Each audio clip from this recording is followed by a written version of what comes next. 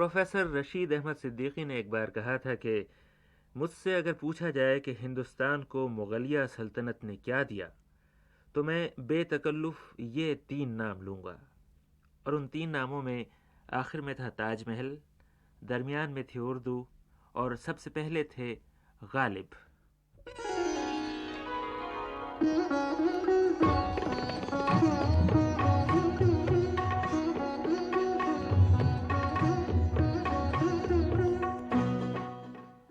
आदा बस। इस प्रोग्राम में हम पिछले कुछ महीनों से गुज़श्ता सदी की उर्दू नज़्म का जो मुताला कर रहे थे, उसे आज हम ख़त्म कर रहे हैं। और आज शमा उस शख्सियत के सामने पहुंची है जो इस मनसब का सबसे ज़्यादा मुस्तहक़ है। ये तो आप जानते ही हैं कि अपने इस प्रोग्राम में हम अपने अदब की उन किताबों की बातें करते हैं जो यहाँ लंदन में इंडिया ऑफिस लाइब्रेरी में महफूज हैं। इस मकसद के लिए हम हर हफ्ते यहाँ बुश हाउस से इंडिया ऑफिस लाइब्रेरी जाया करते हैं। आइए आज यूँ करें कि अपने इस हफ्तेवार सफ़र पर आपको भी अपने साथ ले चलें। बुश हाउस से निकलकर हम दाहिनी जानिब मुड़ते हैं और चंद कदम चलकर दरियाए टेम्स के किनारे पहुंचते हैं। ये वही दरिया है कि जिस दौर की किताबों की हम बातें करते हैं, उस वक्त से लेकर अब तक इस दरिया से न मालूम कितना पानी गुजर चुका है। हाँ, तो वाटरलू ब्रिज पर हम दरिया को पार करते हैं और वाटरलू के रेलवे स्टेशन के सामने से गुजरते हैं। ये वो रेलवे स्टेशन है जिस पर आलमी जंग के दौरान दुश्मन के हवाई जहाज़ों ने गोले बरसाए थे, तो उन गोलों को गिनने की भी ज़रूरत महसूस नहीं की थी। अलबत्ता वहाँ मरने वाले रेलवे मुलाजमीन को अंग्रेज़ आज तक गिना करते हैं। वहाँ से ज़रा आगे चलकर और मशहूर व मारूफ ओल्ड विक थिएटर के सामने बाएं जानिब मुड़कर इंडिया ऑफिस की 10 मंजिला नई इमारत में हम दाखिल होते हैं। वहाँ हम लिफ्ट के ज़रिए चौथी मंजिल पर पहुँचते हैं। ये वो मंजिल है जहाँ इस लाइब्रेरी में मौजूद तमाम किताबों की फ़हरिस्तें रखी गई हैं। अब हम उनमें से उर्दू किताबों की फ़हरिस्त निकालते हैं, फिर उस फ़हरिस्त का हिस्सा नज़्म खोलते हैं, उस फ़हरिस्त पर नज़र दौड़ाते हैं। एक से एक कदीम और नायाब किताब मौजूद है। नज़रें दौड़ाते दौड़ाते हम दीवान गालिब पर पहुँचते हैं। वहाँ ये इबारत छपी है, दीवान गालिब, कानपुर, 1868 ईस्वी। और इस इबारत के सामने पेंसिल से लिखा है, मिसिंग, लापता। हज़ारों किताबों के इस मजमूए में यही एक किताब है जिसे कोई जियाला आंख बचाकर और दामन में छुपा कर ले गया और किताबों के इस ख़जाने को इस कामयाब नुस्खे से महरूम कर गया। फिर भी अगर डॉक्टर ज्ञानचंद कहें कि गालिब ने अपना वक्त ज़ाया किया और दुनिया को कुछ न दिया, तो खुदा ही बेहतर जानता है कि इसमें कसूर किसका है, गालिब की मकबूलियत का या एक नई बात कहकर उसके असरात से लुत्फ़ अंदोज़ होने के शौक़ का। गालिब के बारे में हम तो इतना जानते हैं कि वली थे, बस इतना ज़रूर है कि बादख़ार थे। गालिब कितने ही मुश्किल पसंद सही, वो हर एक के शायर थे, हर उम्र के शायर थे। उन्होंने कितने ही शेर कहे और अपने ही कहे हुए बहुत से शेर मनसूख कर दिए। शेरों के इस इंतखाब ने अगरचे उन्हें रुस्वा भी बहुत किया, मगर उन्होंने एक और बड़ा कमाल ये किया कि अपने शेर मुंतखब करने का बाकी काम अपने कारी पर छोड़ दिया। चुनांचे अब मामला आपके और गालिब के दरमियान है। अपनी उम्र, अपने शऊर और अपने जज्बात के मुताबिक खुद ही शेर चुन लीजिए और सर धुन लीजिए। फिर जब उम्र के पैमाने बदल जाएं, शऊर की वसअतें बढ़ जाएं और जज्बात की कैफियतें बदल जाएं, तो दीवान गालिब दोबारा पढ़िए। इस मर्तबा नए नए शेर आपकी पजीराई करेंगे, नए नए पहलुओं पर से पर्दे उठेंगे और एक नया गालिब आपसे हम कलाम होगा। और जिन अशार के बारे में आप समझें कि उनमें मानी नहीं, तो उन्हें मनसूख करते जाइए। गालिब इस बात का बुरा नहीं मानेंगे, क्योंकि दर हकीकत आप उन्हीं की तकलीद कर रहे हैं।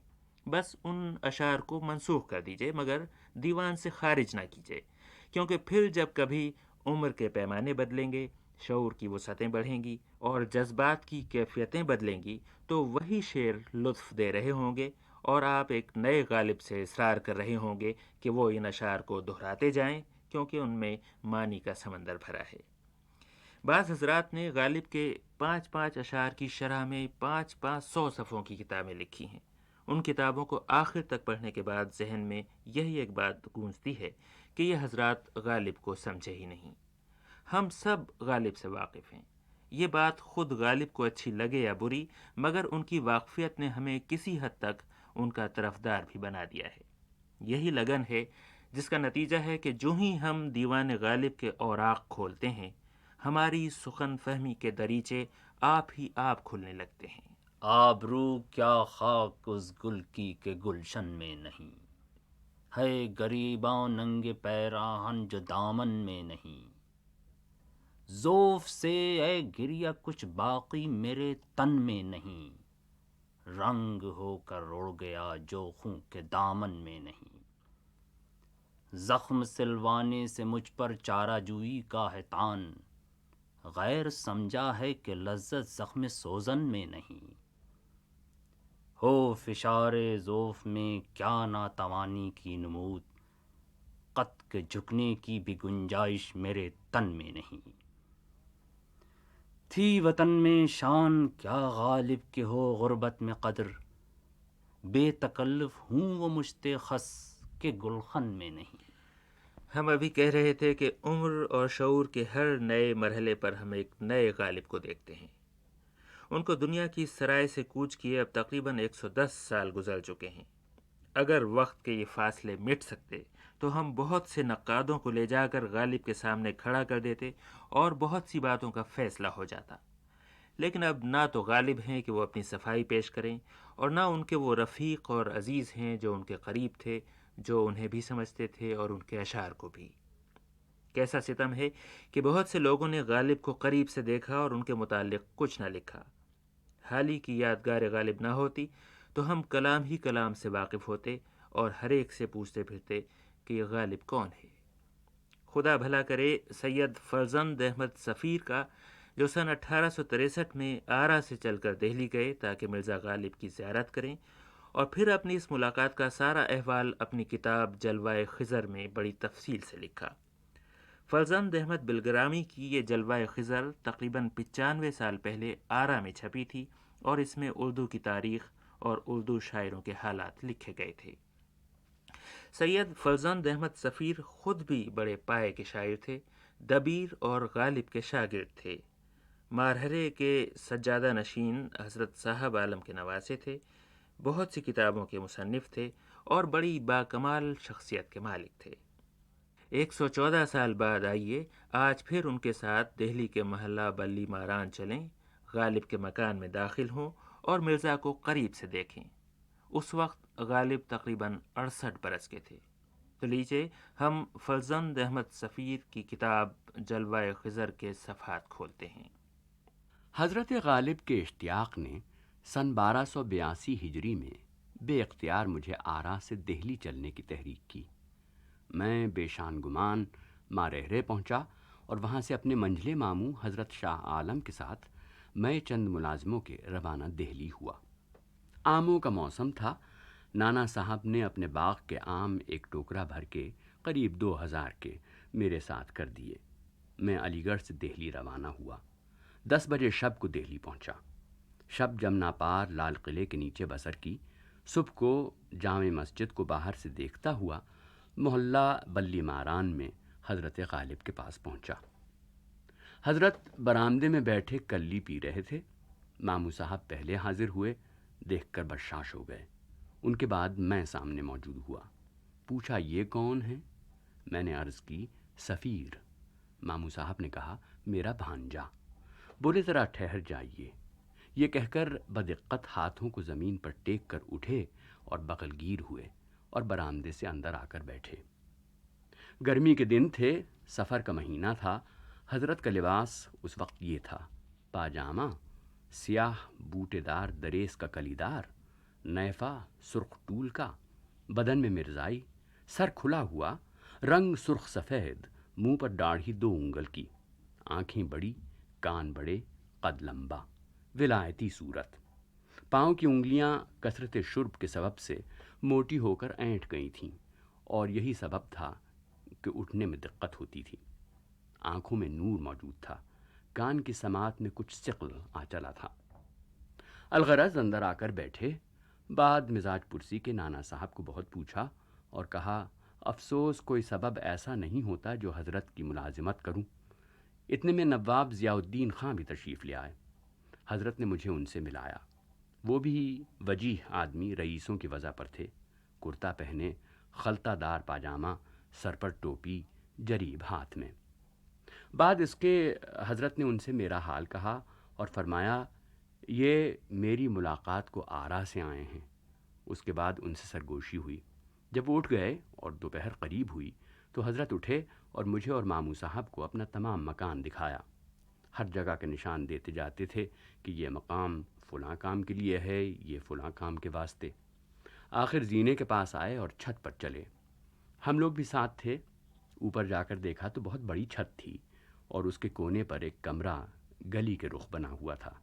لطیفہ فرمایا، میں بلا مبالغہ کہتا ہوں کہ یہاں آدھی رات تک دھوپ رہتی ہے۔ یہ کہہ کر ہنسے اور بولے، آپ سمجھے؟ میں نے کہا سمجھا، یعنی گرمی کے دن ہیں، دہلی کی گرمی اور تمازت آفتاب سے در و دیوار اس قدر جلتے ہیں کہ آدھی رات تک ان کی گرمی فرو ہوتی ہے۔ الغرض پھر کوٹھے کے نیچے آئے اور فرمایا، اس مکان کے دکھانے سے میرا مطلب یہ تھا کہ میرے مکان میں گنجائش نہیں، اور آپ مہمان عزیز ہیں، اس لیے ضیاء الدین خاں صاحب کا مکان جو جامع مسجد کے قریب ہے آپ کے واسطے تجویز ہوا ہے۔ گو تھوڑا سا دور ہے مگر آرام بہت ملے گا۔ میں نے عرض کی، مجھے حضوری ضروری ہے۔ فرمایا، کچھ ایسا دور بھی نہیں ہے۔ یہ کہہ کر اپنے ایک رفیق کو بلایا اور میرے ساتھ کیا۔ ہم لوگ اس مکان میں پہنچے۔ وہ مکان عالی شان تھا، ایک بڑا پھاٹک جس پر ایک بنگلہ خوشنما بنا ہوا، اس کے اندر ایک خانہ باغ تر و تازہ، اس کے بعد ایک ایوان عالی شان فرش و فروش سے آراستہ سجا سجایا، اس کی پشت پر محل سرا، دونوں بغلوں میں کمرے، غرض بہت خوش آب و گوا مکان ملا۔ ہم لوگ سب 6 آدمی تھے، اس مکان کے ایک گوشے میں سما گئے۔ الغرض ابھی اچھی طرح سے بیٹھے بھی نہ تھے کہ 5 خمان جن پر خمان پوش خوشنما پڑے تھے انہی رفیق کے ساتھ آئے۔ معلوم ہوا کھانا ہے۔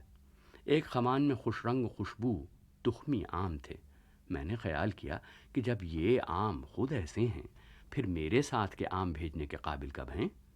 الغرض کھانا کھایا، بہت مزیدار اور خوشگوار تھا۔ قورمہ، قلیہ، شیرمال، پلاؤ، زردہ، شیر برنج، متنجن، کباب، پراٹھا، سب کچھ تھا۔ بعد کھانے کے آم جو کھانے بیٹھا، صورت حرام نظر آئے، بالکل کھٹے۔ میں پورب کے آم کھائے ہوئے تھا، بڑی نفرت ہوئی۔ اپنے ساتھ کے آم نکال کر کھائے، اس سے کہیں بہتر پائے۔ پھر تو میں نے نصف ٹوکرا حضرت غالب کی خدمت میں بھیجا۔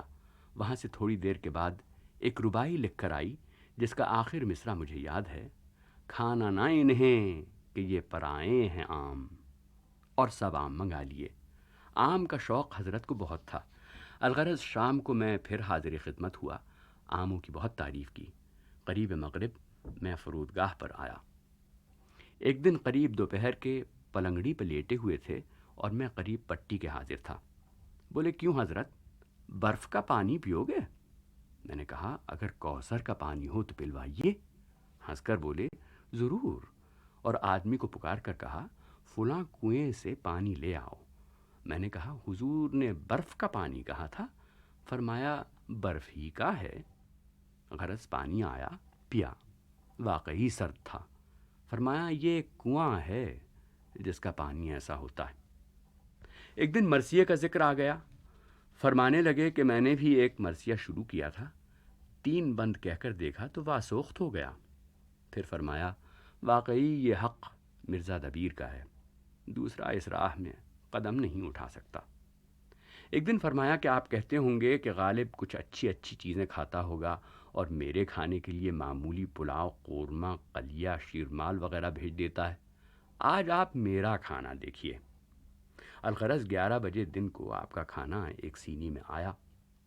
ایک دسترخوان بچھایا گیا، اس پر ایک چینی کے پیالے میں شوربہ اور ایک میں بھرا ہوا گھی گرم کیا ہوا، اور ایک تانبے کی رکابی میں پاؤ بھر گوشت کی بوٹیاں، اور ایک تانبے کی رکابی میں 3 پھلکے روے کے، اور ایک رکابی تانبے کی خالی۔ پھر وہ رفیق آ کر بیٹھے۔ انہوں نے پھلکوں کے کنارے توڑ توڑ کر ٹکڑے ٹکڑے کیے اور خالی رکابی میں رکھے۔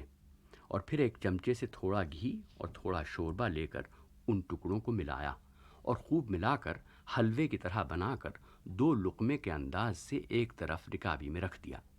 اتنے میں حضرت پلنگڑی سے اترے اور دسترخوان پر آ بیٹھے۔ پہلے وہ دونوں لقمے نوش جان فرمائے، اس کے بعد آدھا پیالہ شوربہ اور آدھا پیالہ گھی کا پی گئے۔